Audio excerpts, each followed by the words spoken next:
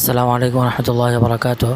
সম্মানিত দর্শক, আপনারা ইতিমধ্যে জেনেছেন আগামী জাতীয় সংসদ নির্বাচন আগামী ফেব্রুয়ারি মাসের মধ্যে হওয়ার ব্যাপারে অন্তর্বর্তীকালীন সরকার ইন্টারিম গভর্নমেন্ট সিদ্ধান্ত নিয়েছে।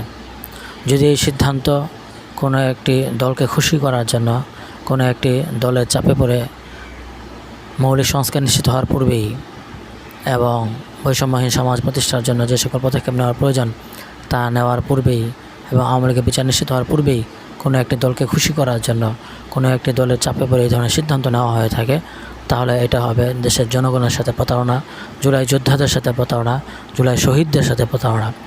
কারণ দেশের জনগণ, জুলাই যোদ্ধা, জুলাই শহীদরা জুলাই গণ অভ্যুত্থানে যেই চেতনাকে ধারণ করে, যে স্পিরিটকে ধারণ করে তারা অংশগ্রহণ করেছিলেন, তা হলো ফ্যাসিবাদের বিলুপ্ত এবং ন্যায় প্রতিষ্ঠা করা, বৈষম্যহীন সমাজ গড়া এবং গত 16 বছর আওয়ামী লীগ যেই জুলুম, শোষণ, নির্যাতন করেছে তার বিচার নিশ্চিত করা।